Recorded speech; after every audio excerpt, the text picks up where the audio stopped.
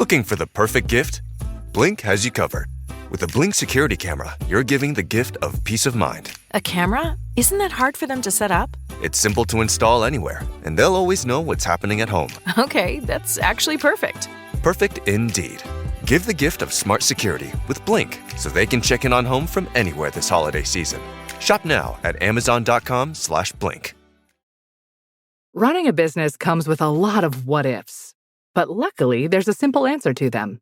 Shopify. It's the commerce platform behind millions of businesses, including Thrive Cosmetics and Momofuku, and it'll help you with everything you need. From website design and marketing to boosting sales and expanding operations, Shopify can get the job done and make your dream a reality. Turn those what-ifs into... Sign up for your $1 per month trial at shopify.com/special offer. Before we jump in, let's be real. This podcast contains jokes, laughter, and a whole lot of real talk. Yes, we cover serious crimes. Yes, we add a little humor, but never, and I mean never, at the expense of the victims or their families. If you're sensitive, easily offended, or the type to clutch your pearls every time someone laughs during a true crime story, this may not be the podcast for you. But if you like your true crime with a little bit of spice, a lot of honesty, and just enough petty to keep it fun, welcome to Melanin Mysteries, baby. Let's get into it. What is up, cousins? Welcome back to another episode of Melanin Mysteries, the podcast where we center Black stories, Black victims, and Black voices, because if we don't tell our stories right, somebody else gonna tell them wrong. Now, if this is your very first time kicking it with us, welcome. Pull up a chair, grab a plate. You are family now. And to our day one cousins who never miss an episode, who be in the comments, the DMs, the group chats, we love y'all down, period. So since this episode is dropping during the week of Christmas, we just want to take a second to say we truly hope everyone listening has a safe, peaceful, and love-filled holiday. Whether you're celebrating big, small, or just trying to get through, we see you. Today's case is a slight repeat, but stay with us. Some of you may remember this case from our season Slangs live show. We covered it there, but due to time restraints, and y'all already know how live shows go, we simply could not get into the nitty gritty, the context, the layers, the parts that really matter. So today we're revisiting the case of Za'Zell Preston and William Wallace, and this time we're doing it the way it should have been done the first time. And let us be clear, cases like this are exactly why Black-led true crime matters. Our stories deserve to be told by our voices with our understanding, our cultural context, and our compassion, not glossed over, rushed through, or reduced to headlines. Za'Zell's story deserves more than just a short episode and a summary. She deserves intention, accuracy, and respect. But before we go any further, y'all already know this is your disclaimer. This episode contains discussions of domestic violence, murder, and trauma, and may be triggering for some listeners. So listener discretion is advised. You have been forewarned. And if you're rocking with us, if you're learning something, and if you appreciate how we tell these stories, do us a favor and leave us a 5-star review wherever you're listening, Apple, Spotify, wherever you tune in, because it helps the show grow and it helps these stories reach who they need to reach. So, all right, y'all, take a breath and we're about to get into it. I'm your host, Tiffany. And I'm your co-host, Willie. Here we go.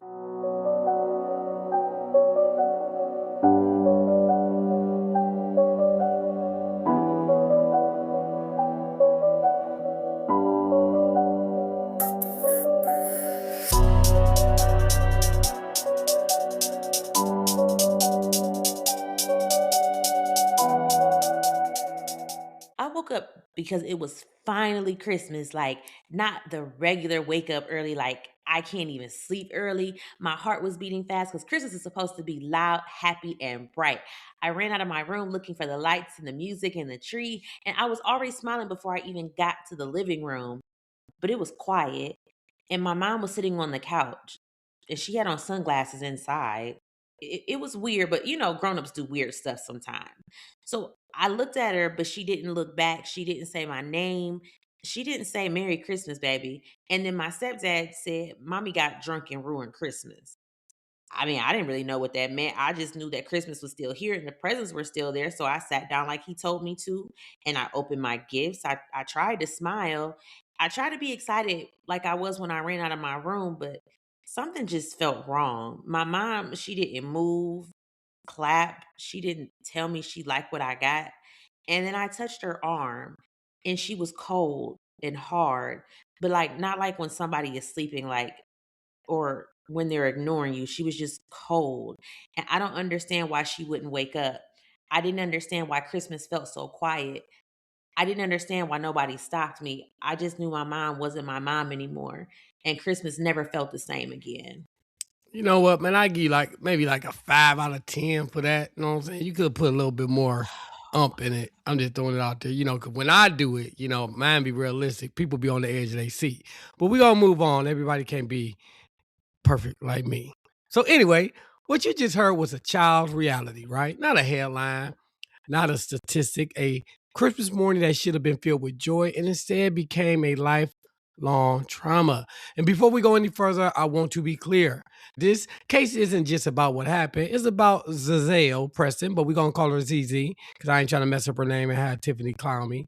And how patterns of abuse don't start loud, they start ignored. You see how I did that? I kind of gave him put him on the edge of the cliff and then I hit him with the bang. I need you to step it up, Tiffany. Go ahead. It's too early. So, all right, because before we go any further, we want to properly introduce the woman of the center of this story because she deserves more than just a name in a case file. Za'Zell Dominique Preston was born September 5th, 1985, which means she was a Virgo just like me. Oh, And God. listen, y'all know they be hating on us Virgos sometimes, like real bad. But like for real, be honest. We are the planners, the fixers, the nurturers, the ones who hold everybody together while quietly falling apart ourselves. Virgos love hard. We protect deeply and we will pour into everyone else, even when nobody's pouring back, because we see potential, we believe in people, and we stay longer than we should because we genuinely think we can help. So, yeah, this part of the story tracks. That And I sounds gotta like, say, I apologize, but that sounds like stupidity to me. but that's really those are Virgo traits. Because like I said, I can attest to that person. So shut up. So I guess majority of women I mess with were Virgos, huh? No, but shut up. So I'm gonna say this: she was only a year older than me, so we're in the same era, same age range, and this one hits close because it literally could have been any of us. So Za'Zell was raised by her father, Larry Preston, and her mother, Za'Zell Preston Williams, and she came from a big, loving family. Her sisters were Lynetta and Ashaki, and her brothers were Marshawn, Corey, and Damien. So she was surrounded by people, roots, and community. And if you know her, chances are you didn't even call her Za'Zell. She was lovingly known as ZZ, which is what we're gonna call her because we're gonna be messing up her name this whole episode. So she was a dancer, confident, full of life. And dancers carry themselves with a certain glow. And from everything shared about her, she had that energy. She was a full-time student at Cypress College, and she was focused on becoming a domestic violence counselor because she had a heart for helping others, especially women who were trying to, find their way out. And that part is heavy because while she was preparing to help other women escape abusive situations, she was quietly navigating one herself. But above all else, she was a mom. She had 3 children, Ziana, Valise, and Maces. At the time of this case, she was raising her 2 babies, doing what Virgos do best, carrying the load, holding it together, and putting everybody else first. So before she was a headline, before she was a case, she was a Virgo. She was a mama. She was a dancer. She was ZZ.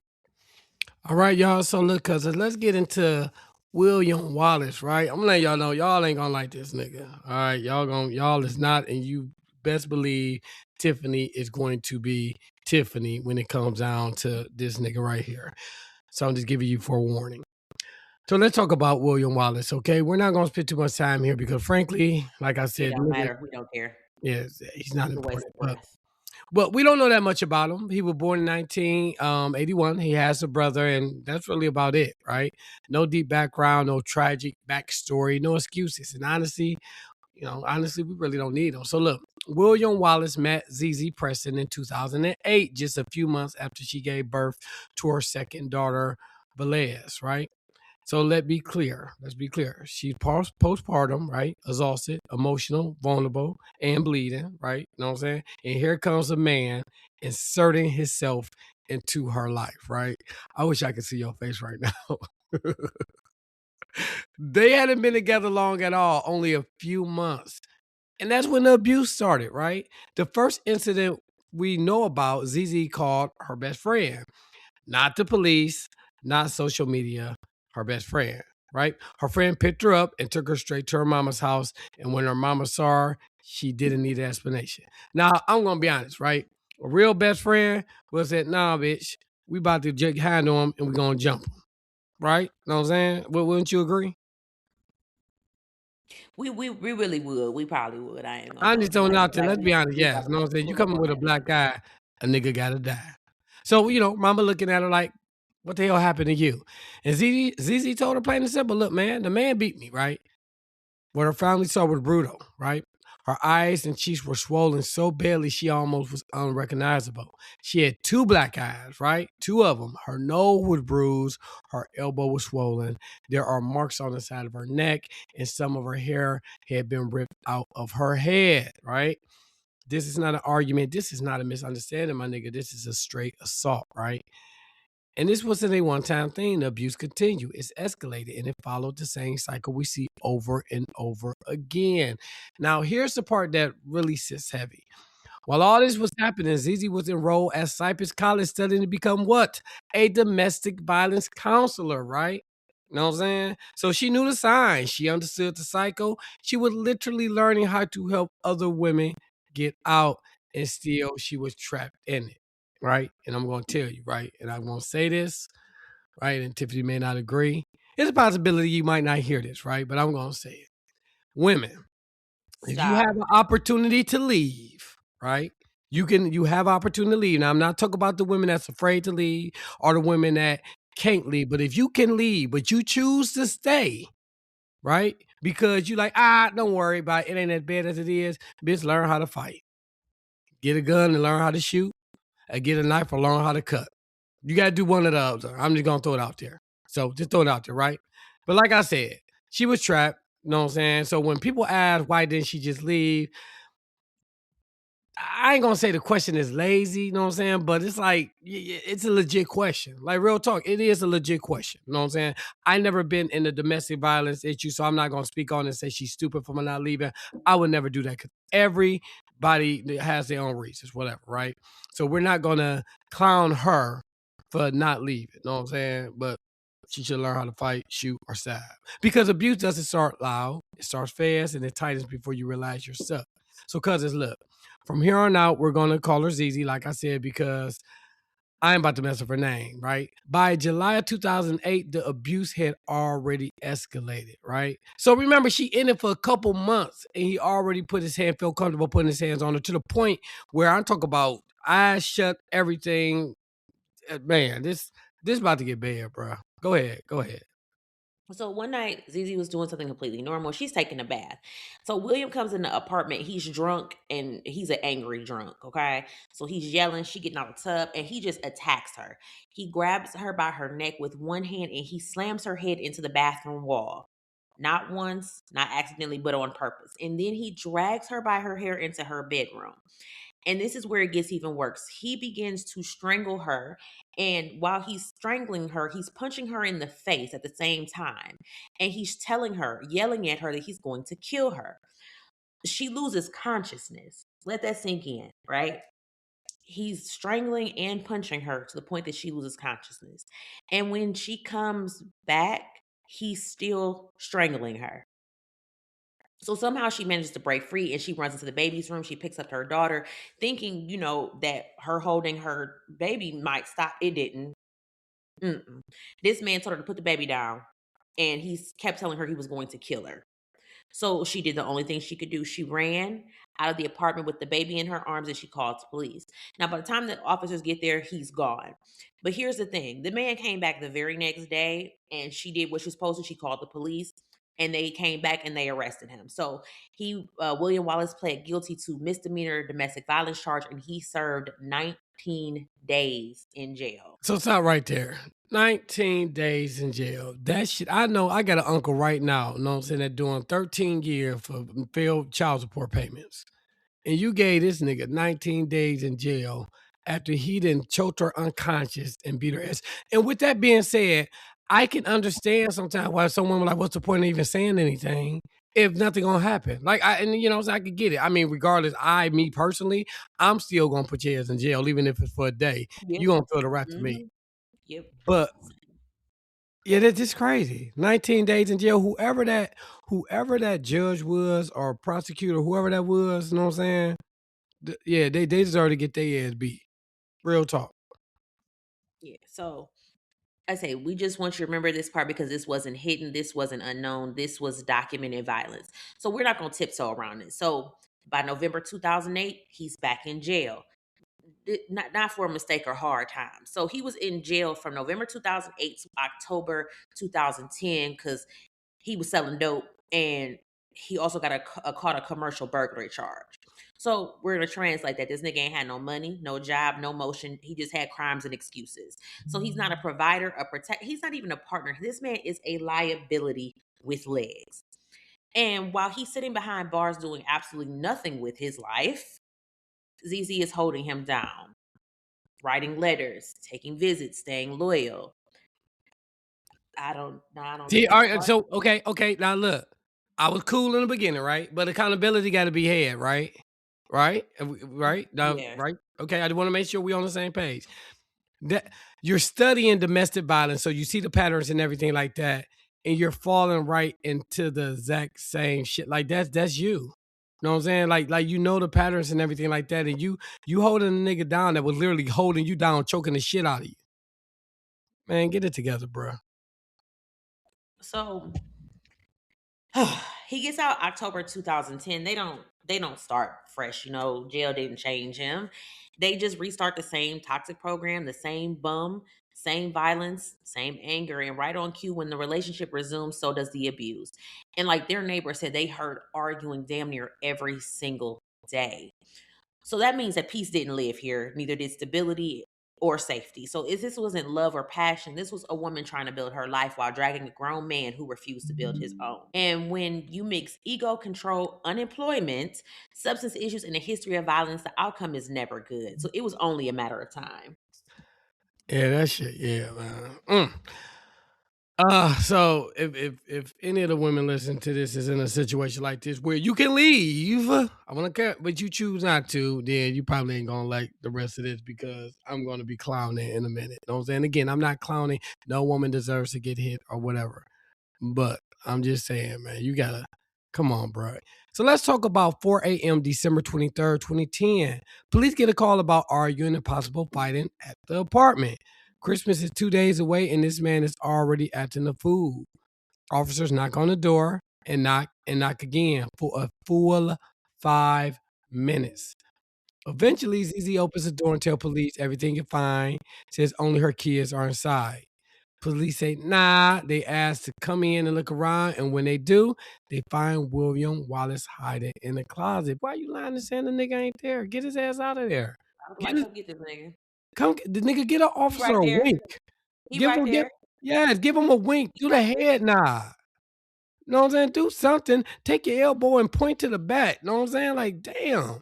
So anyway, the nigga wasn't standing, know what I'm saying, not trying to explain himself, but this nigga was hiding.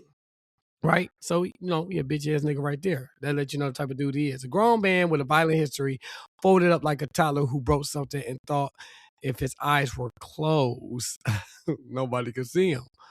Dude, this is not hide and seek, nigga. You is about to catch you a felony. So officers run his name and immediately find that there's an active protective order in place, meaning he is legally not allowed to be anywhere near ZZ. Man, this ZZ, she's trying to aggravate me too. I'm being honest with you. It be this frustrated. It really is. So now we're past domestic dispute. Now we're at court order violation. They arrest him on the spot.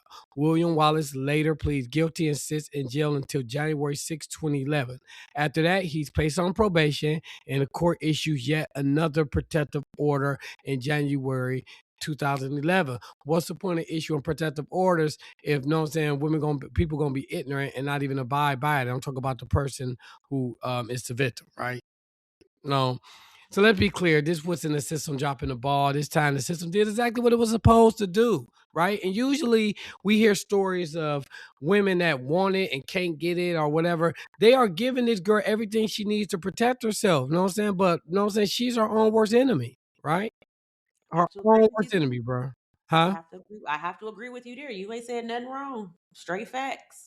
Yes, because they did. Think about it, man. The court stepped up. I mean, they did. The police, they responded on time. They knocked for 5 minutes. They saw that it was some type of issue going in. They went in the house, know what I'm saying? They searched, know what I'm saying? They arrested him. The court stepped in, and still this man kept showing back up like bad habits with lays. Remember, women, man will only let you do. Tiffany talking, well, I know this because I'm a man, but Tiffany is vocal with this. A man will only do what you allow him to do, right? You know what I'm saying? Right. This nigga got jail time, protective order, probation, and none of that mattered, right? None of that mattered because hiding in closets and ignoring court orders is what cowards do when they can't control themselves or the people around them. This episode is brought to you by Netflix. So Netflix is basically Santa this year. 2 NFL games on Christmas Day, streaming live. At 1 p.m. Eastern, it's Cowboys, Commanders. Then at 4:30, you've got Lions, Vikings. Midwest football, playoff stakes, and probably some snow. Watching holiday football is a tradition the whole family can enjoy. Open some gifts, grab some food, settle in, and watch NFL Live on Netflix this Christmas Day. Say hello to the all-new Alexa Plus and see how Alexa can do so much more for you. Need tickets to see your favorite artist? Craving your comfort restaurant? Just sit back, relax, and talk naturally. Alexa's on it. It learns your style, anticipates what's next, and makes it happen across Echo, Fire TV, and more. Learn more at amazon.com/new Alexa. So let's keep it moving because somehow it gets worse. So now we're in April of 2011, and this man really must have had the worst luck on earth, or God was just refusing to let him move in peace. So police, they do a routine traffic stop. ZZ, she's driving, and where's this fool? He's sitting in the passenger seat, just loud, wrong, and very much not supposed to be there. Now, sometimes police ask the passengers for ID, so this time, boom, they ask him. Pops up, he has an active stay away order, meaning this idiot is already violating a court order by just being in the car. So Zizi's like, she's like, I don't want y'all to arrest him. Please don't take him. And she was like, I tried to get the order dropped, but I couldn't. It didn't matter because they arrested his ass anyway. So William goes ahead, he pleads guilty again, and he ends up back in jail from April 2011 to July 2011. He gets out, probation. So we're going to do a quick recap. Multiple arrests, multiple protective orders, multiple chances, and this man is still doing the same dumb shit. I'll stop Now, right there. Stop right there. Stop right there. That's what I'm saying, right? That's crazy to me. You know what I'm saying? Like this nigga is literally the epitome of don't trust apologies, trust patterns. It is obvious this nigga is going to continue to beat your ass like you owe him money, and you just continue justifying him. Like that's crazy. yeah. Oh, and then I didn't mention this, but at this point, she's pregnant. Ah, damn! Now she about to have a little man. Damn, Yeah, so she's pregnant, right? have a little During demon baby. God damn it. so after this, she goes to court and she gets the stay away order modified to what's called a permanent peaceful contact. And before anybody jumps in, know that does not mean that everything's fine. It means limited contact under the assumption that he'll behave. Keyword here is assumption. But the spoiler, he ain't behaved. So October 2011, another warrant is issued for William because he never enrolled in or completed the court ordered domestic violence classes, stupid ass. So not only was he violent, but he was also lazy. And like I said, she's big pregnant by this point.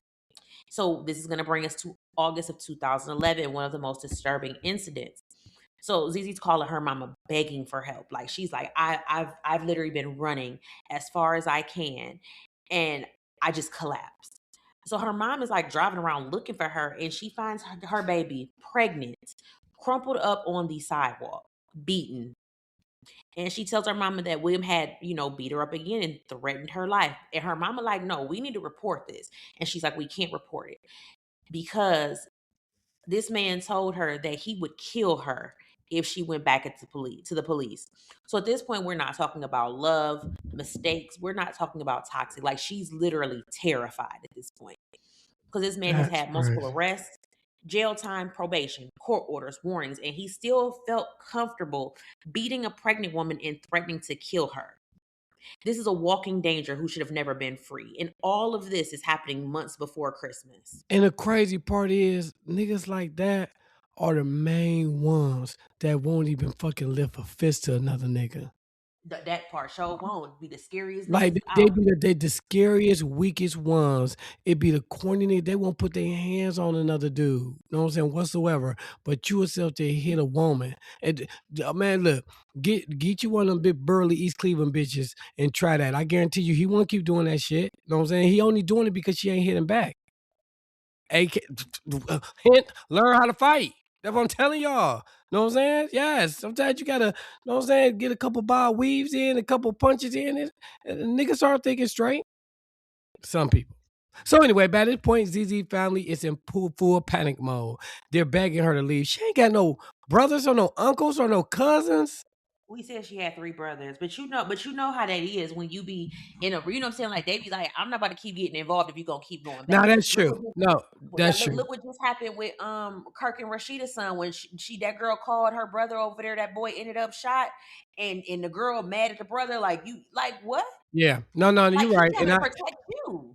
No, and with that being said, because I told you the situation with my sister and everything, she getting her head beat, and the nigga just went right. We end up almost going to jail, and she right back with the nigga. So I get that part, right? I get that, but like after, if it get into the point with the beating, it's like to like that, that's a tough situation to see your sister getting her ass beat like that, and you kind of want to wash your hand because you just like I know you're gonna go back. That's tough. That's tough. So anyway, of course, they're begging her to leave, begging her to call the police, begging her to stop protecting the man who has shown her over and over again exactly who he is. Let's be clear. This wasn't a family of denial. This was the people ignoring red flags. Nigga, they saw it. They knew it. They were trying to save her. But ZZ was terrified, right? Well, I don't know. Not scared like I don't feel safe. Scared like this man is going to kill me, right? She told her family that William didn't just threaten her, he promised it, right? He told her that if he couldn't kill herself, if he was locked up, he would have one of his friends do it. Let that marinate, right? That means there was no safe window, no break, no at least he's in jail. Free, she wasn't safe, locked up, she still wasn't safe. That's not drama, that's not exaggeration, that's a credible threat. And when you're living under the kind of pressure, your brain switching from escape mode to survival mode, I guess you just stop calling the police, you stop trusting the system and start calculating every move, right? Because when someone convinces you that you're speaking up might get you killed, silence starts to feel like protection. So when people ask, why didn't she just leave? That question tell me they never been hunted by someone who has nothing to lose. And that's why I be real cautious with how I approach this because I'm not in that. So for me, it's easy for me to say what I wouldn't do or what I would, you know what I'm saying? Know what I'm saying? What I would or what I wouldn't do. You know what I'm saying? So at this point, ZZ wasn't in a relationship. She was being terrorized. Terror doesn't loosen its grip. Of course, it tightens it. So we're in November of 2011. And remember, everything we're talking about is weeks before Christmas. So November 2011, ZZ and William get married. Yes. See, right? They got See, every time, God damn it, I try to get out, this bitch pull me right back in. What is wrong with you? Like I would love, and I'm not even being funny. If one of our listeners get their head beat on a regular, right? And don't edit this out either. Don't. You're gonna have to just take it. Just take it. If you out here and you it's a possibility that your man is getting your head beat and you can saying leave if you better. choose not to. I'm just saying. I want you to do when we get to cousin confessionals. Please let us know what I would like to know. Like, what is it? Like, tell me the thinking, the mind frame. Like, I really want to know. Like, real talk. What is the thinking behind it? Like, thinking a man is constantly doing this, but I keep going back. I can leave, but I keep going back. And then, not that, but I'm gonna get married. Like, yeah. So if you get your ass beat and you would like to let us know why you accepted it, please let us know on Cousin Confessionals. All right, go ahead.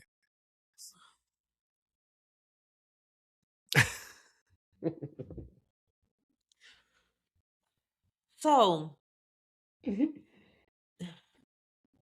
before anybody can romanticize this, the very next day, ZZ ends up giving birth to their son. So one day is marriage papers, and the next day is labor and delivery.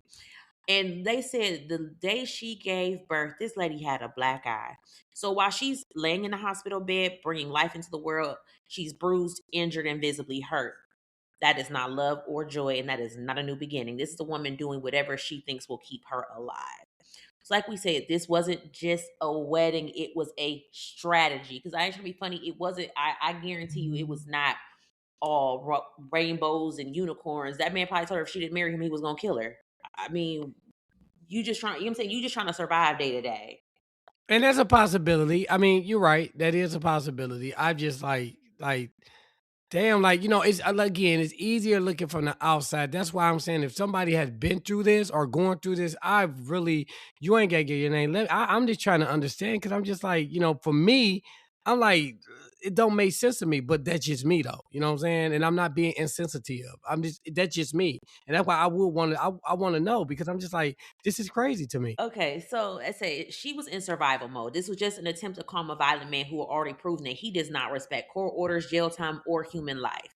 Because when fear is driving the car, you're not making choices from hope, you're making them from self preservation.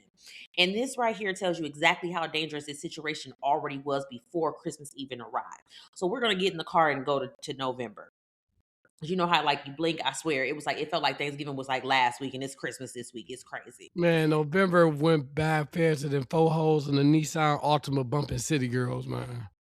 It really did. So the next recorded incident actually happens December 9th, 2011. She's back in the hospital ER and she has an injury to the back of her head, right? So the hospital staff see it, and they do it. They call the police. They're like, look, we think she's been assaulted. And when the police get there, she's like, I was attacked in an alley by my house, but I don't know who did it. And she says, like, no, nobody at home is hurting me, because she didn't want the police involved because she knew what was, like, she, like, that man had her so scared. She was like, she couldn't even tell them. Like, that's horrible. But Yeah, again, I mean, that's bad, bro. yeah, like, I mean, because he's telling her, like, if I don't kill you, I'm gonna have somebody else come kill you. So it don't matter if I'm locked up or not. Bitch, you're gonna die. Like, that's what he's telling her. Like, what type of bum ass friends you got, though? You know what I'm saying? Like, I mean, but we don't even know if that's. All you don't know if the friends were with it or not. All she knows is that the threat of. You know what I'm saying? And she, like, I'm assuming she knew the type of niggas that he ran with. So she was that's what I'm probably like, saying. she What probably type of took niggas? him in What type of passing. friends? Because the niggas like the type of caliber of nigga that he. But okay, I ain't gonna even take it Birds that of a deep. feather flock together. So you Yeah, already I'm know he gonna. was an ain't Yep, shit I nigga. got you. I So got you. Go ahead. yeah. Go ahead. So, like we said, the police, like, they were like, they knew she was lying basically, but she, like I said, she's just trying to stay alive. Because when you're dealing with a man who has ignored restraining orders, probation, jail time, warnings, you learn real quick that the system cannot protect you. So she wasn't refusing help, she was calculating risk. And like we said, this is only the beginning of December. So the week before Christmas 2011, ZZ's mom gets another call. Oh, I can only imagine what her mama going through. Like, damn. It Stress. and she can hear William in the background, not asking, not checking in, demanding, who you talking to? Get off the phone. Of course, we know that's not concern, that's control. This man who needs to monitor every breath because he's losing his grip. So what she do? ZZ hangs up. Later that same day, her grandma gets a call from ZZ, calling from a store saying she's hurt and needs a ride for herself and the kids. Mom can't get there, so grandma steps in. When grandma pulls up, what do she see? ZZ and the kids outside in the rain, cold, wet winter. And let's not forget, there's a newborn out here, a baby only weeks old, right? And while they're still standing outside freezing, William is still arguing with her, still barking, still intimidating, still doing what cowards do best, terrorizing women and children. ZZ tries to call 911, and of course, he threatens her again. Because I guess that's the playbook, right? Every time help is close, he turns violent. Every time accountability shows up, he escalates. A couple days later, ZZ is out shopping with her grandmother, probably just trying to pull together Christmas for her kids, trying to get some, normalcy alive. You know what I'm saying? Grandma tells her straight, you gotta leave that man, right? ZZ says she has a plan. She's gonna get out. Grandma drops her back home, and here's where William Wallace really shows his character, or lack thereof. He's mad because ZZ hasn't been answering the phone, right? Mad because she wasn't isolated enough. Mad because other people still had access to her. So what does this useless ass man do? He lets her carry every single shopping bag by herself, right? He doesn't help, doesn't offer, doesn't lift a finger, right? And you know, this actually remind me, I know one of our listeners, right, that went through something like this. And I ain't gonna even say the name. You know, usually I put people's name out there, but I wouldn't do that. But yeah, I that went through this. I just had to think about it, man. And I'm gonna see if she let us do an interview with her, man, and she could get, you know how they be having a deep voice and a picture of the person be blurred, so you don't know who it is. I'm gonna see if we could do that, and she could tell her story. So anyway, he just stands there angry and petty while a woman who just gave birth struggles up the stairs. That's not a husband. That's not a man. That's a sorry, insecure, control obsessed, bum ass nigga who gets off on punishment instead of partnership. And all of this is happening days before Christmas, man. All right.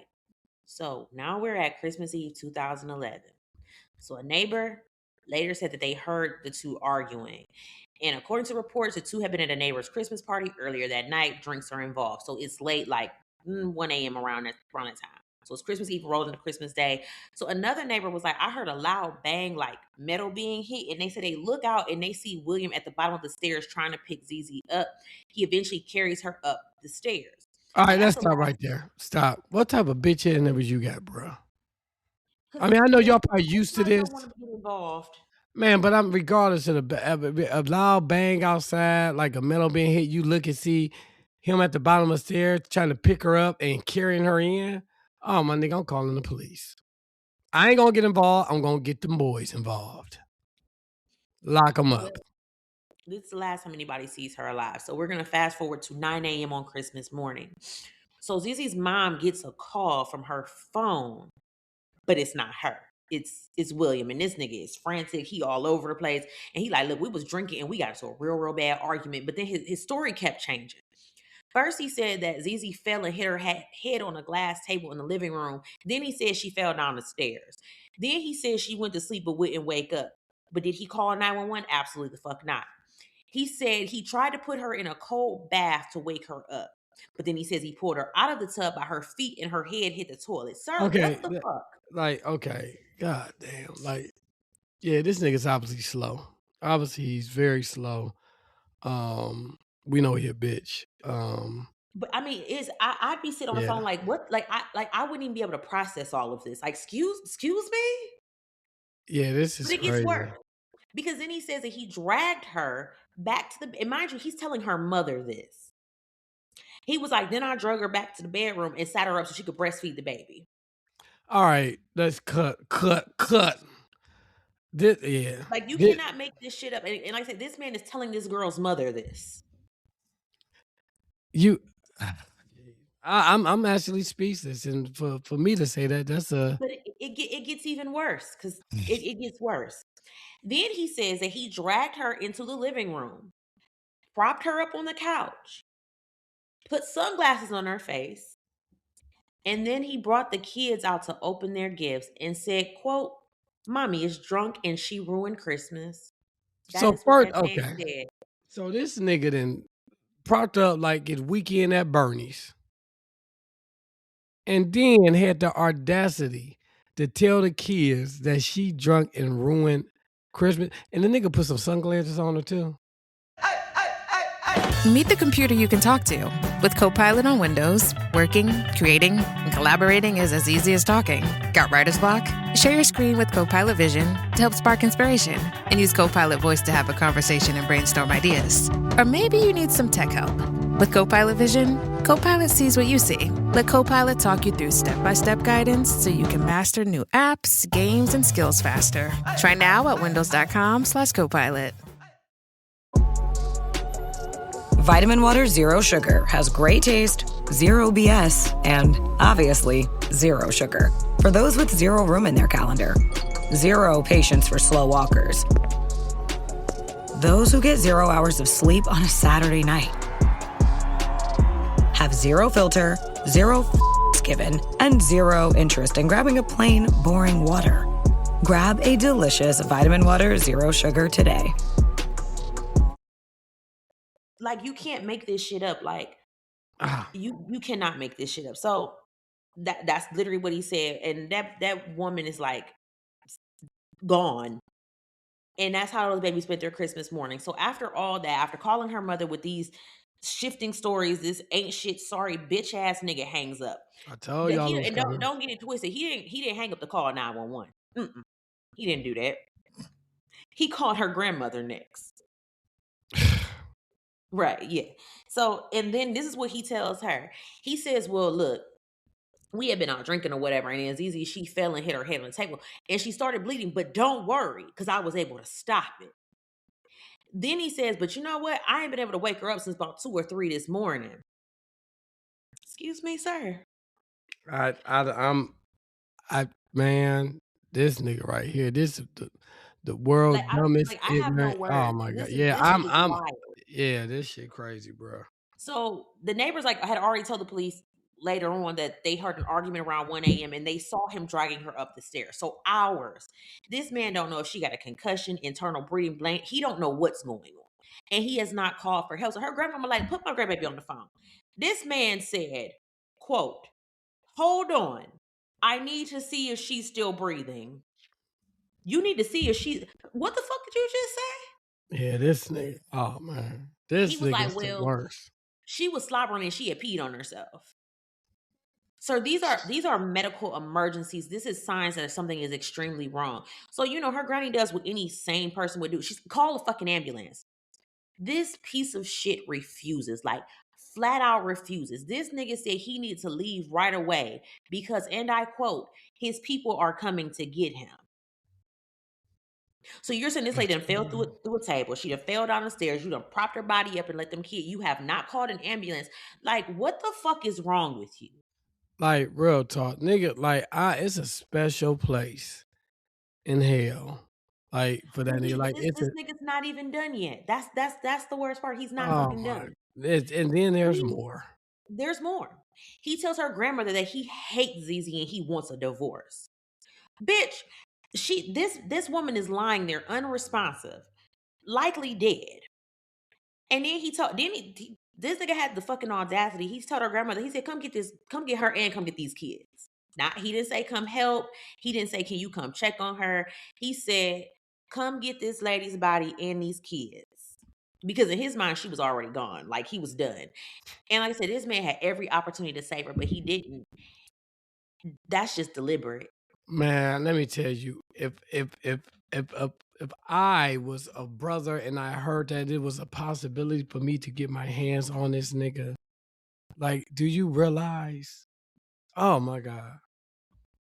Yeah, So look, after everything we just talked about, William gets back on the phone with Zzz's mother. He tells her to come to the apartment. She tells him she can't get there right away. So now he switches it up and says, send help because I have to leave. Her mom says, okay, she'll send one of Zzz's siblings. And that's when he says no. He says the only person allowed to come over is the grandmother. Red flag. Mom hangs up and calls the mama deserve her ass beat too. The mama deserve her ass beat too. Why are you not calling the police? That's what I'm trying to figure out. Why is nobody You about to put this old ass woman in harm's way? You already know this nigga psycho, and you gonna call your mama to go? Exactly. And then like clockwork, William calls grandma back. But now the story had changed. So you trying to tell me he told all y'all that she didn't hit her head, didn't fell down the stairs, he didn't draft her, propped her up like Weekend at Bernie's, know what I'm saying? Had a damn a baby trying to get milk out of a dead broad titty, right? And nobody thought to call the police. Nobody thought to call the police. Why are y'all still on the phone with this nigga? That part. Why are you still on the phone with him? If he's still breathing, I would have hung up. That would have been my cue. Hung up. But don't put her on the phone. It would have been before that. Way before that. She's still breathing. So look, his story changed yet again. This time he says they were playing as Zzzell fell into the coffee table, broke it, and cut herself. Then he says that she was trying to get away from him and she cut herself. Then he says she was trying to leave the apartment running away from him and he ran after her. Then he says she fell down the stairs onto concrete steps, hit her head, and didn't get back up. Why the fuck are y'all allowing this dude to tell all these damn stories, man? The grandma need her old ass beat. The mama, you need your ignorant ass beat. Like real talk, the whole family is to fuck this up. Like real Because I'm talk, trying to figure out why nobody is calling the police. Like you've had this y'all nigga like that this nigga. He just and notice he keeps calling back. So he's calling you, hang up, call the person, hang up, call the person, and none of y'all internet just thought, let me go ahead and call the police, get the police over there, and while they're on their way, I'm about to be on my way. Right. So look. So what does he say he did next? Right. He says he dragged her back upstairs. Okay, let's stop right there. Right. Dragging an injured woman on concrete stairs is not help, it's evidence. At this point, a family member is sitting there with grandma listening to the madness, take the phone and ask the only question that matters. What do you mean she's not breathing? Y'all nigga just now asking that? Y'all nigga just now asking. I don't care how many times my child comes to me about a situation or my sister comes to me about a situation pertaining to her nigga. If her nigga's calling me and tell me anything remotely close to what he just said, if I'm not there, well, I will be there. Let me say now, I'm calling the police immediately. I ain't got nothing to say to you. I ain't give you time to talk or nothing. You let this nigga tell you, number one, hey, I gotta leave because my boy picking me up. Hey, pick up the body, pick up the babies. Y'all still trying to talk to this nigga, man? Y'all all fun. Oh, y'all all need y'all legs beat. Real talk. Y'all all need y'all legs beat. Y'all are horrible. And I hope one of the family member hear this because you need to know that. Know what I'm saying? You made a horrible decision. So anyway, William keeps repeating the same thing over and over. I didn't touch her. Bitch, you've been touching her since you met her. I'm about to say, you sir, you can't keep your hands to yourself. Yes, that's all he could say. Not she needs help, not she's hurt, just I didn't touch her. The cousin asked him why he hasn't called an ambulance. Bitch, why you ain't called an ambulance? That's the $1 million question. Why you ain't called? William doesn't answer. He just keeps saying he didn't touch her. They say he sounds hysterical. Grandma gets back on the phone and tells him directly, call 911. Oh, you old golden girl, Geritol taking bitch. Now, how you tell him to call 911 and yo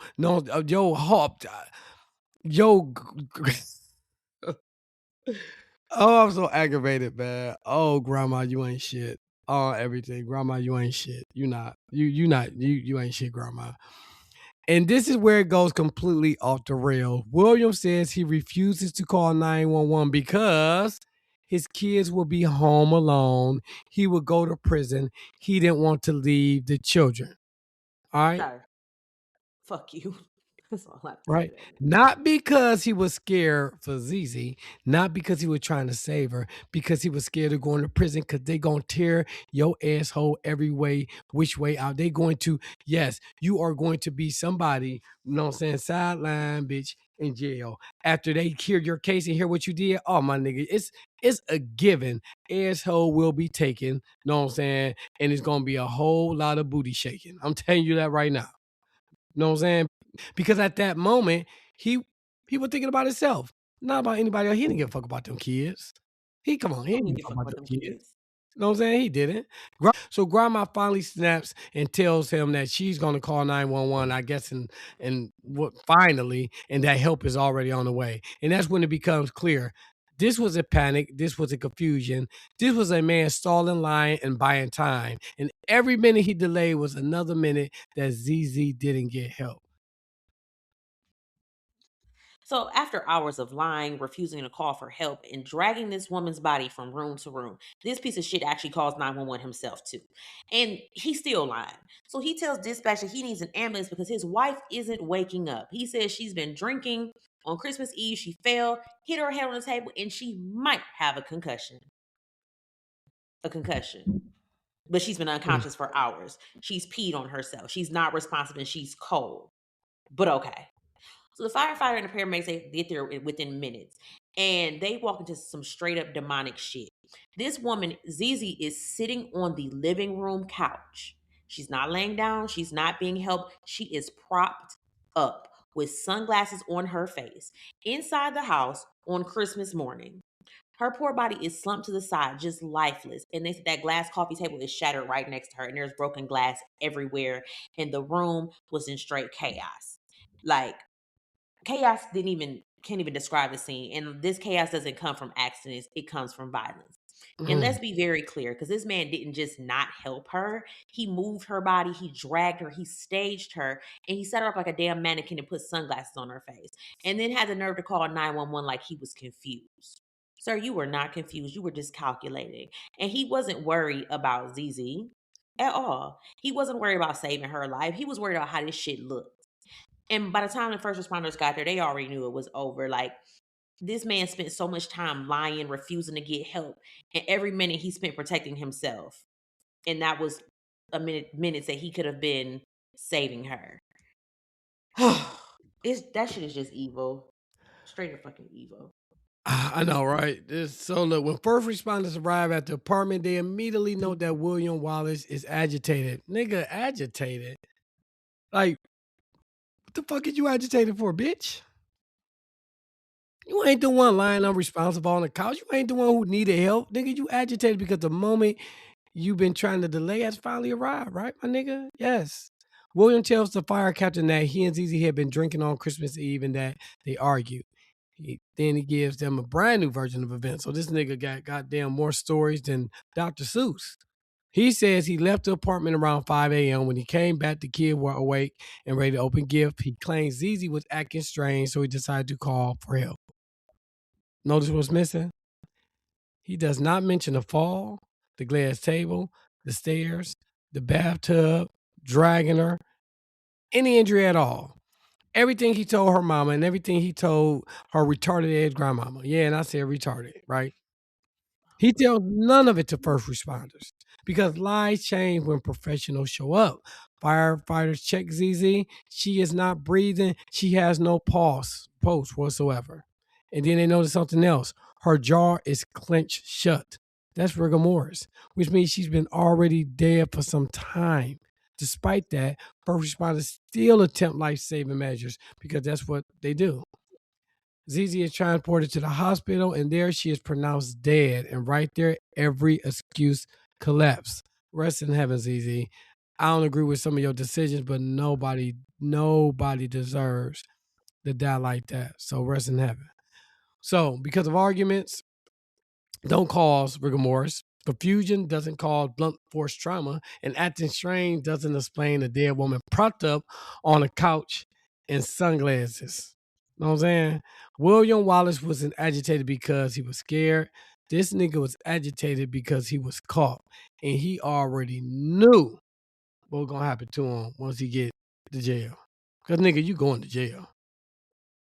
Oh, hell yeah, you're going to jail. So when the police finally arrive for real, like not the fire, the EMS, they bring CSI. Because at this point, this is a crime scene, clearly. And from the jump, they notice that this man is emotionally upset, quote unquote. And they say he's argumentative. Of course he is. And to top it all off, this nigga reeks of liquor at 9 a.m. So if y'all was drinking at 1 a.m., you should not still smell like a damn bar floor, but whatever.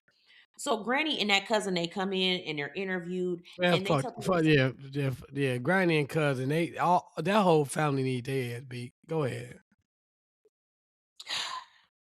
so they get there and they tell them that all the lies that William told, right? The changing stories into excuses. So the police are canvassing the apartment, and that's where it's over. Like, a neighbor was like, look, I done seen that man hit her on so many occasions. CSI starts documenting the scene, and they said that there's blood everywhere. In the kids' bathroom, in the other bathroom, there was blood on the floor, sink, tub, the wall, the floor, the toilet. And the master bedroom was just as bad, with blood on the wall, the bed, and the floor. There's holes in the walls. There's blood on the mattress. There's bloody clothes on the floor. This apartment doesn't tell a story of a fall. It tells a story of a beating. And here's the part that's going to make your stomach turn. There was no blood on the clothes that ZZ was wearing when she was taken to the hospital. None. Oh shit. Yeah, that means that nigga, he changed her clothes too. Yes. He assaulted her. He watched her die. He waited. Then he redressed her body, dragged it out, propped it up on the couch, and then put sunglasses on her face. You are staging a crime scene. And that's someone who knew exactly what he was doing. Because at that point, there was nothing left to explain. You couldn't spin that shit. You couldn't lie about it because that evidence spoke louder than he ever could. Mm. Oh, man. Wow. By the time police are done on scene, they don't just rely on stories, they rely on evidence because let's be honest, officers know that William Wallace reeked of alcohol, right? So they test him around noon on Christmas Day. His blood alcohol level come back at a 0.9, right? And we know the legal limit in Ohio is 0.08. At noon, which meaning that this man wasn't just drinking the night before, he was still drunk hours later, right? Now let's talk about the autopsy, right? Because this is where every single life falls apart. The medical examiner finds that Zizi suffered 4 blunt force injuries to the face, a laceration above her right eye, 2 blunt force injuries to the back of her head, 1 laceration, 1 hematoma, and a bruise on her arm.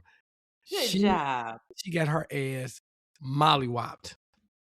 Like I ain't trying to be funny. Like man, he beat her ass like she was just a nigga in the street. Like for real talk, right? And that's so crazy. And here's what's missing: there were no injuries or cuts on her back of arms, which she should have had if she supposedly quote unquote fallen into the glass table, the way that William claimed.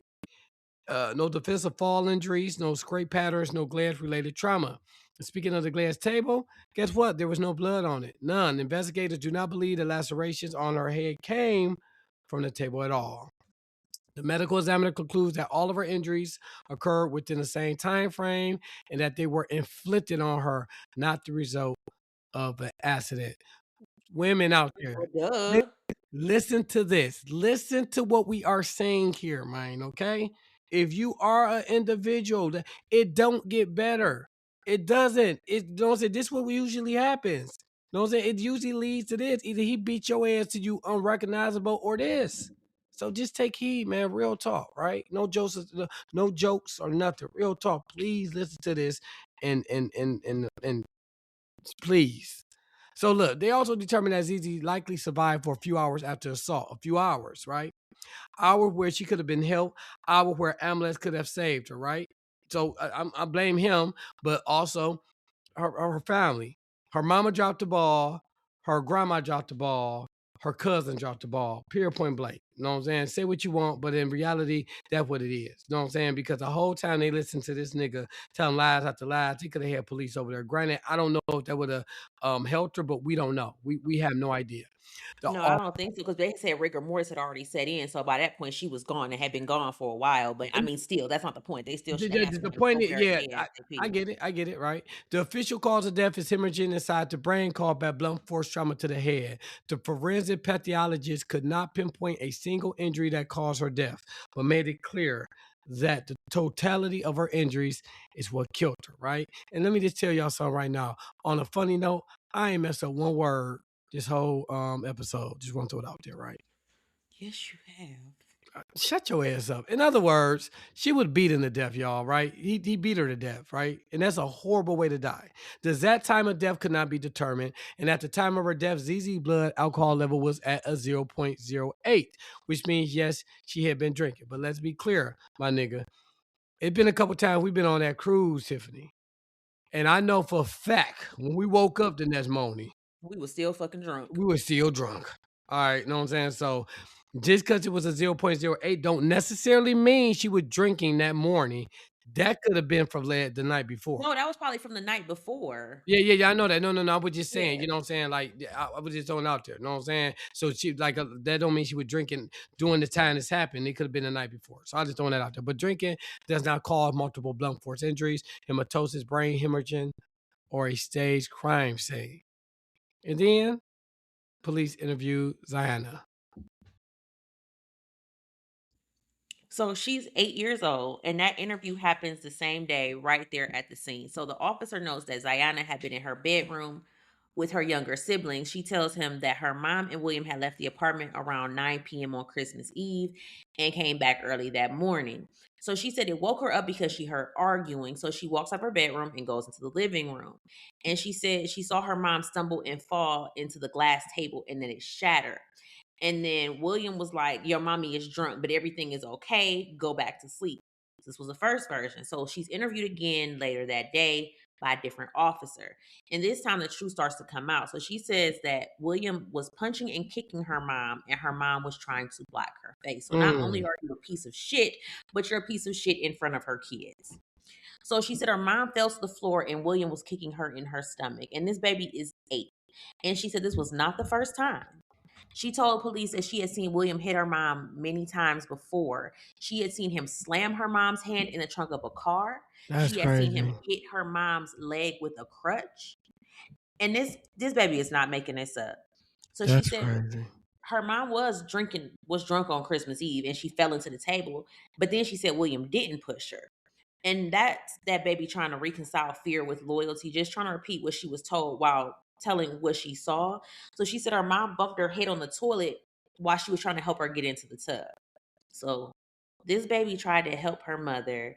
She said she tried to clean her mom up and she took glass out of her mom's back and she wiped blood off of her mom. So this is an 8-year-old. I could not imagine my 8-year-old doing all this. Like the trauma of all of this is crazy. So she said she didn't see everything that happened in the bathroom because she eventually went back to bed, but she did see William carry her mom to the bedroom. 2 days later, they interview Zayana again. It's the third time by a social worker. And at this point, she still doesn't know her mom has passed. So the first thing this baby says was she wants to make sure that William goes to jail for life for hitting her mother and knocking her unconscious. At least somebody got some damn sense in that family. Yeah, so she tells the social worker that on Christmas Eve, William and Zizi were fighting and that William kicked and punched her mom. She said William made her mom drink too much and that her mom fell into the glass table. And she said she herself removed glass from her mom's back. And she said she helped put her mom in the tub and gave her a bath. And that William was trying to get her mom out of the tub when she hit her head on the toilet. So she says she wipes the blood off of her mama. And then she says William put new clothes on her mom and put her in the bed. Man, them And babies, them little niggas scarred for life. no, she is scarred for life. Like you can't Yeah, my God. yeah, real talk. Like they scarred for life. You know what I'm saying? That's damn. Yeah. Yeah, so she said in the morning her mom was not breathing. And she said William tried to wake her up and then he finally called for an ambulance. So this is what this poor 8-year-old remembers about her Christmas. Not gifts, joy, magic. She remembers violence, fear, blood, and just trying to save her mom. William Wallace is arrested and booked on murder charges. Bond is set at $1 million, and shocker, nigga can't pay it. At the time, he's facing 25 years to life. Now, here's where the timeline gets crazy. The murder happens Christmas Eve 2011. This nigga don't see the courtroom until March 8th, 2021. 10 years. I don't know if the court was backed up on vacation or waiting for a Netflix docuseries to drop, but 10 years is crazy as hell, right? So anyway, the senior deputy district attorney is Heather Brown. William defense attorney is Heather Moreland, right? And from jump, the defense comes out with one of the most delusional opening statements imaginable, right? She says, and I quote, Mr. Wallace is being accused of something that is not his fault. You will hear about a relationship that was full of arguing and yelling, but also a lot of love. Bullshit. Bitch. First of all, look, she probably did that because she probably knew they didn't have a case. So she like, look, I'm about to, she probably made the case worse than what it was supposed to be by saying that dumb shit and did it on purpose. Ma'am. Did we read the same police report? Because restraining orders. Like, excuse me? Exactly. Because let's be honest, restraining orders, jail time, and dead women on a couch and sunglasses propped up like Weekend at Bernie's don't scream romance, right? The defense whole angle is lack of intent. They lean on accidental intoxication, and they try to paint this as a messy, toxic relationship instead of what it actually was, years of the documented abuse. They call neighbors, they call family members, they even bring in what their own forensic pathologists to suggest that injuries could have happened over time or by accident. That falls apart real quick because the state already proved the injuries happened in the same time frame. They were inflicted and they were not consistent with a fall. Then the defense called William's brother. I don't even know this nigga's name. He says he never saw William and ZZ fight. It's not fucking important. Who Who I cares mean, what his name is? but they probably pulling strings. They probably pulling niggas. They probably pulling the managers at Subway and shit. And like, yeah, they came in and ordered a sign one day. They seemed fine with me. Nigga wanted extra mayo on and shit. I gave it to him.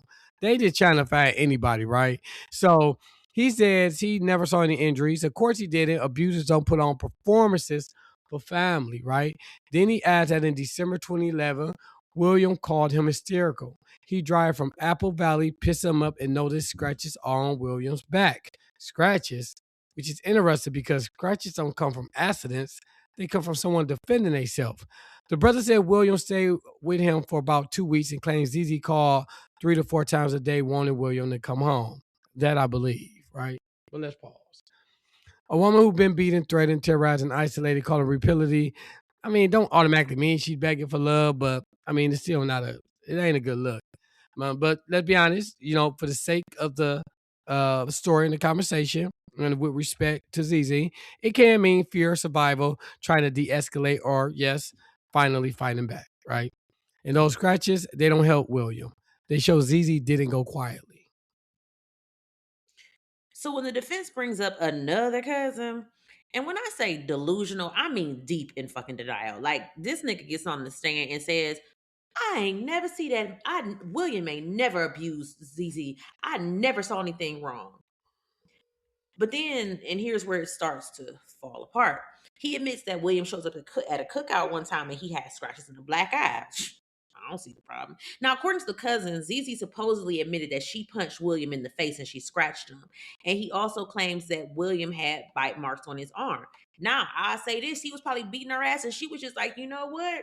I'ma fight back. She did. She probably got her licks in. I ain't mad at her. Look, nigga, you know me. You know what I say, you know what I'm saying? Look, at least she listened to me, you know what I'm saying? At least she tried to learn how to fight back, you know what I'm saying? Instead of just sitting there getting your head beat and can leave and don't leave. If you choose to stay with the nigga, you know what I'm saying? Hey, nigga, look, hey, nigga, we about to scrap. Yeah, she was trying to get that man up off of her. I am not mad at her at all. So, based on this, the cousin decided that William was the battered one. Yeah. Sir. We gonna slow this all the way down. So you want that jury to believe that a woman with years of documented abuse, protective orders, jail time against her partner, witnesses, police reports, hospital visits, and a fatal beating, and she was the aggressor because she fought back one time? Absolutely the fuck not. Scratches, bite marks, and a black eye does not make someone a victim at all. At freaking all. They make someone who finally met resistance. And that's what happens when an abused person defends themselves. It does not erase the years of violence, threats, control, or the fact that ZZ ended up dead. And let me say this clearly, because calling William a battered man, it's not just inaccurate, it's offensive and it's bullshit. Because it ignores evidence, context, and reality. And then it tries to flip a narrative that doesn't flip. So no, we're not going to do that.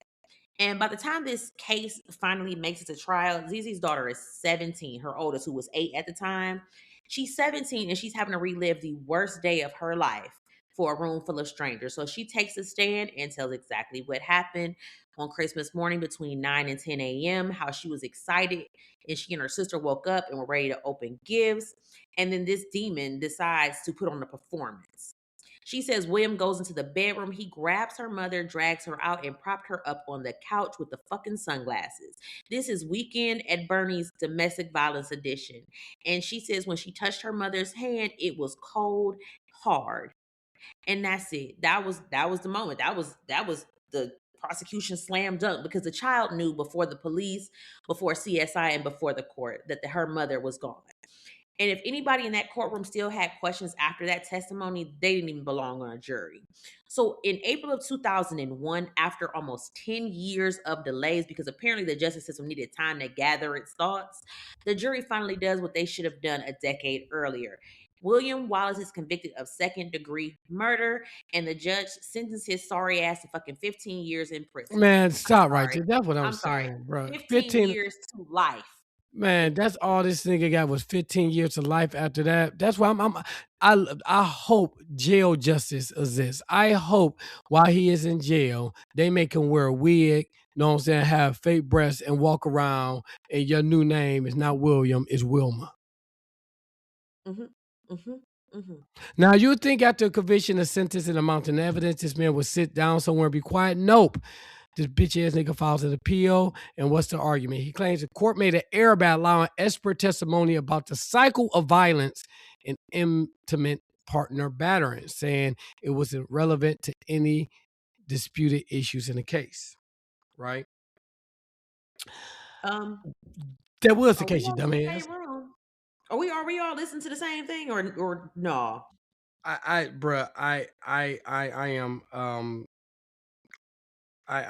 don't even know. The audacity is just beyond me. The ass-acity, that's what it is. Wow. Anyway, years of abuse, escalation, control, threats, and a dead woman. That testimony explained exactly how we got here, right? The court basically said denied and kept it moving. Now let's talk about what he is and why that matters. Where he is and why that matters. William Wallace is currently housed at High Desert State Prison in California because he was credited with time served, roughly 9.5 years. He became eligible for parole on November 9th, 2023. Eligible doesn't mean being entitled. See, now I'm messing up on words because you made me nervous. Damn. And thank God common sense showed up that day. Parole denied. The next parole hearing is scheduled for November of 2028.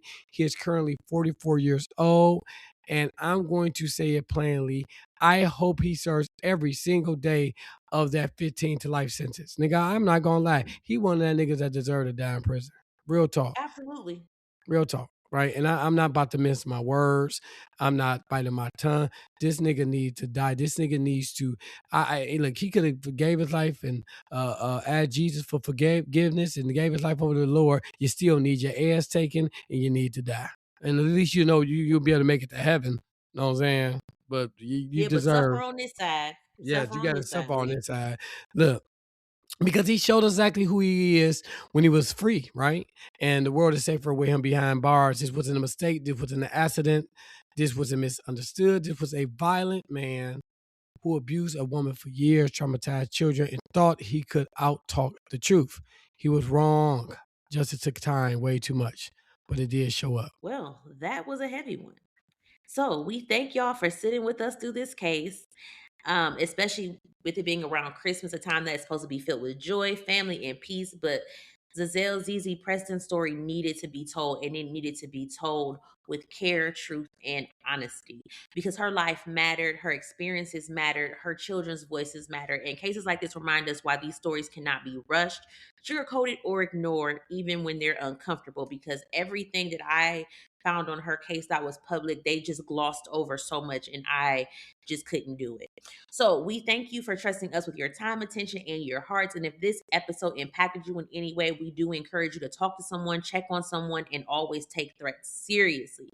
So cousins, do not go anywhere. We need you to stick around for Love, Lies, and Alibis, because we have a very good question for you today.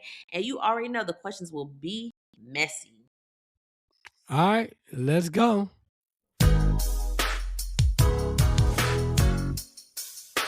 Love, Lies, and Alibis.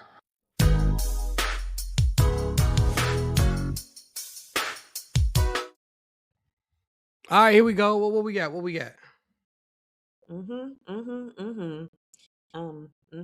Oh, let me guess. I'm like, wait, that was poor not Shane Fountain. Goddamn. No, I have not found that. I'm looking for it. You know, I be struggling every week. Posted a lot this week. You did. I ain't gonna lie. Did I scroll past it? Now I gotta look. Jeez. It is. Yeah. We gotta get better with this, man. Like, I really can't find It's it. a lot. You're right. It's a lot. Oh my God. But I'm searching under I got it. All right, cuzos. I'm about to read the question, right? That's Friday. Usually I don't. Jeez, it ain't that long. So let's go. Let's talk proposals, because some of y'all men love to propose on whatever random day is convenient, and sis said no, ma'am. So here's the question. Is it wrong for your partner to propose to you on your birthday, graduation day, Valentine's Day, or any holiday? Or should the proposal be its own special day? Let's be honest. Would you feel honored, or would you be sitting there like, babe, you really hijacked my day? to make it all about you/us. And fellas, explain yourself. Why y'all love a group project proposal? Drop your answers below. We judge it lightly, but also not really. All right, well, me. It don't make a difference. When I decide to propose is when I decide to propose. Now, granted, I wouldn't propose on, I think that's corny, like to propose on Valentine's Day or to get married on Valentine's Day or like on Christmas. Yeah, I think that's corny to do that. So I would pick a random day, but I would try to pick a day that has some meaning to me and whoever I propose to. You know what I'm saying? So like hypothetically, if our first date was on March 18th, right? I would do something like that, like after our 2-year or 1-year anniversary or whatever it is of a dating, I'll propose on that day and I'll make that day special so it's our day. But I don't believe in proposing on other holidays. I wouldn't do that. What about you? Um. Okay, so I said, like I don't care for the cliche, like you said, like Valentine's Day or Christmas or something like that. I don't care for that. But I mean, I guess I don't want to sound ungrateful. So I would just roll with it. I mean, I would just roll with it. Like yeah, I think I would just roll with it. It really wouldn't be like, oh my god, he just. I'm you're still like I think you kind of got to look at the bigger picture. That he wants to spend the rest of his life with you, as long as it's done with the proper intentions. I don't think we should be all picky about that. Yeah, I agree. All right, let's see what the cousins say. I'll go ahead and take the first. We gonna look because you are yelling at me. So I do 3, you do 3, okay? All right, Yeah. thank you. Mia says, to me, engagement day is inconsequential. Ooh, look, I said that word, man. I'm killing it today. Just don't do it at nobody else's wedding. I get Yeah, that I think that's shit. so rude. Yeah, shit. He can propose on a leap year, long as he understands he got 365 days before my shelf date expires. So you got to marry her quick, right? Sarah Frink said, I definitely think it is. Give me a regular old Tuesday. I wouldn't want any accomplishments on my one special day overshadowed by someone else asking me to be their wife or the holidays. Like, let's just drink, eat, and enjoy. And Jasmine Anderson said, I'm okay with it being on my birthday or holiday as long as they were to make it special. Don't do it just because Christmas or Valentine's Day or whatever is coming up and you don't know what to get, so you're just going to propose. But put some actual thought, effort into making it special. Also, my husband proposed while we were in the living room watching TV, and I was fine with that too. She said all that shit, and he did the most basic. No, hey, can you give me something to eat? By the way, what's up? You trying to get married or what? Now that okay, so now I will say, like, if you're gonna propose, like I feel like, because I don't care to have a wedding, but I would want my proposal to be special. Like, I want it to be memorable. Like, you can do the whole drones in the sky thing, like that went viral. Like, you could do that. I got you. Okay. All right, it's on you. So Dina says, ha ha ha. My first marriage, I tried to get married on my birthday. So happy the courts were closed that day. I would want my proposal to have its own day. Shit, I want my proposal, period. My now husband woke up on one Sunday and said, I think it's time we get married. Let's get married. And I was like, bet. She said, hashtag lame as hell. Hashtag me and him. Hashtag we the Smiths. Chandri says, unless I implicitly state that it's okay to propose on one of my special days, please don't. And let me see. Jaja says, a day is just that, a day. Propose whenever, just not at someone else's event to take the attention away from them. All right, and I'm gonna read one more. That's it. I'm gonna do somebody new. Stephanie Renee. I don't think I read none of hers. I think it's rather sweet. Hell, with the way dating is going on here, I would take any day. Amen to that, girl. See, I respect her. That's basically where I'm at I too. Like, respect her. She said the way it going, nigga, he could propose to me. You know what I'm saying? On the day I found out he was cheating, I still take it. okay, well, she didn't say She all didn't? that. Oh, I thought she No. said that. I probably misread it. Well, anyway, there you go. That was our love, lies, and alibis questions. For the people that's listening and wondering, ooh, I would love to make a response to one of them great questions that you guys come up with. How do I do it? I'm glad you asked. You can join our Facebook group. It's Love, Lies, and Alibis. You did put in a search engine. If it don't pull up, just put in Melanin Mystery, pulls up. Don't ask me why, but either way it go. Also, with that being said, we have a Facebook page, Melanin Mysteries. We have a TikTok page, Melanin Mysteries, and we also have a IG page, Melanin Mysteries. You know what else we got? You know what we got? You got me. All right. I got my personal page, but you gotta be real special, you know what I'm saying, to join my personal page. You didn't even post nothing on your personal page. They didn't have to know that, Tiffany. They didn't have to know that. Damn, you talk too much. So anyway, with that being said, I'm done. I did my spiel. Your turn. So, and you are always welcome to submit a question. Like you're welcome to submit a letter. You can stay anonymous if you have a question that you would just like to submit. Our DMs are open for that. Like I say again, we just want to say thank you for rocking with us. 2025 has been a year.